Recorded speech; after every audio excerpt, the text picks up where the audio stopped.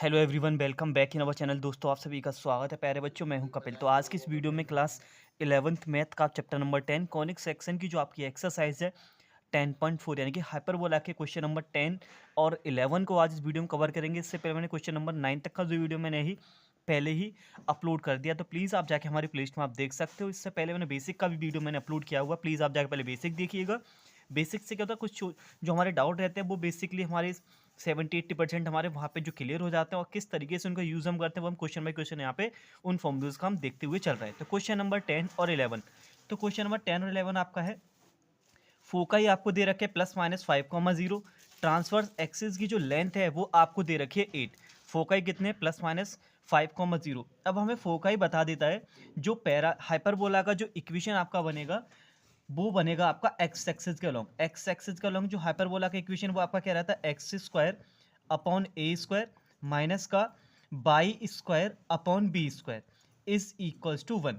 तो हाइपरबोला का जो इक्वेशन होगा कब, जब आपका फोकाई में पीछे जीरो होगा, दैट मीन्स आपका जो हाइपरबोला वो आपका एक्स एक्सिस के अलॉन्ग बन रहा है, यानी कि पहले एक्स आएगा फिर आपका बाई आएगा। हाइपरबोला में मिडिल में आपका माइनस रहता है। तो अब कंपेयर करेंगे हम, फोकाई आपको दे रखे हैं +-5,0। फोकाई के कोऑर्डिनेट होते हैं c,0। ओके, तो यहाँ से आपका प्यारे बच्चों c का जो वैल्यू वो आपका 5 आ गया। अब दे रखा है transfer axis of the length. Transfer axis का जो लेंथ होता है वो आपका होता है 2a। 2a इजिकल टू 8, और a का वैल्यू आएगा 2 4 जा 8, a आ गया आपका 4। Okay, length of transverse axis होती है 2a, 2a is equal to 8, a का वैल्यू आ गया 4। एंड वी नो दैट जो आपका रिलेशन होता है वो आपका क्या होता है, relation C square is equal to A square plus का बी स्क्वायर, आपका ये रिलेशन रहता है। ठीक है ना, सी का वैल्यू कितना 5, 5 का स्क्वायर करेंगे तो 25 is equals to A square, a कितना हमारा 4, 4 का स्क्वायर हो गया 16 प्लस का आपका हो गया बी स्क्वायर। सो यहाँ से बी स्क्वायर का वैल्यू प्यारे बच्चों आपका कितना आएगा 25 माइनस का 16, दैट इज इक्वल्स टू कितना आ गया 9। तो हम यहाँ से इजीली बी का वैल्यू भी हम निकाल सकते हैं। बी स्क्वायर अगर हमारा 9 है तो बी का वैल्यू कितना आएगा 3। बी हो गया 3 और ए हमारे पास आ गया 4। So now we can easily calculate the equation of hyperbola.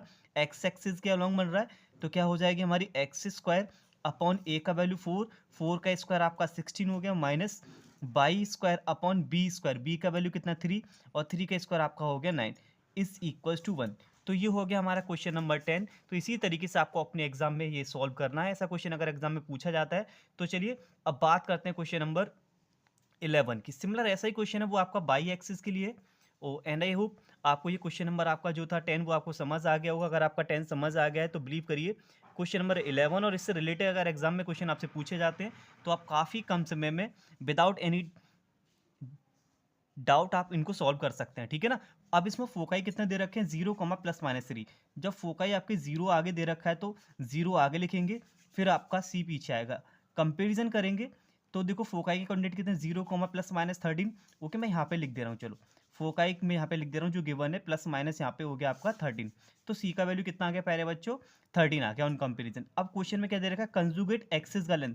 Conjugate axis यानी कि 2b, 2b का वैल्यू हो गया आपका 24। सो b इजिकल टू आपका आ जाएगा कितना 12। b इजिकल टू आपका 12 हो गया, c का वैल्यू 13 हो गया। अब हमने यहाँ से फोकाई के जो कोऑर्डिनेट है वो हमें बता देते हैं। जो हमारा हाइपरबोला किस एक्सिस पे होगा, वाई एक्सिस पे। वाई एक्सिस पे हाइपरबोला का इक्वेशन होता है Y square upon A square minus का X square upon B square is equals to 1। अब हमें करना है क्या, ए का वैल्यू बी का वैल्यू यहाँ रख देना है और हमारा आंसर आ जाएगा। राइट, तो वी हैव हमारे पास जो रिलेशन होता है वो क्या होता है, C square is equals to A square plus का बी स्क्वायर। सी का वैल्यू कितना है 13, 13 का स्क्वायर कितना हो गया 169 is equals to A square.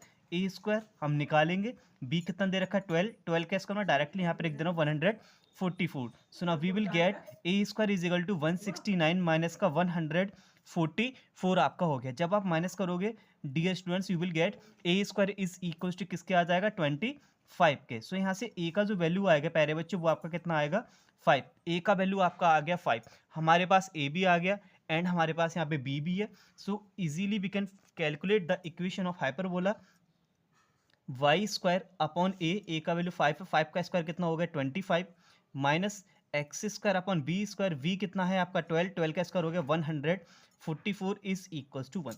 तो ये हमारा क्वेश्चन नंबर 10 और 11 यहाँ पे हमारा कंप्लीट हुआ। और इससे रिलेटेड एग्जाम में अगर आपसे क्वेश्चन पूछे जाते हैं कंजुगेट और ट्रांसफर एक्सिस को लेकर, सो मैं उम्मीद आपसे करता हूँ प्यारे बच्चों, आपको ये जो डाउट होंगे ऐसे क्वेश्चंस को लेके वो आपके यहाँ पे क्लियर हो गए होंगे। तो चलिए मिलते हैं अगली वीडियो में बाकी रिमेनिंग क्वेश्चंस के साथ। तब तक के लिए धन्यवाद, take care and wait for the next video.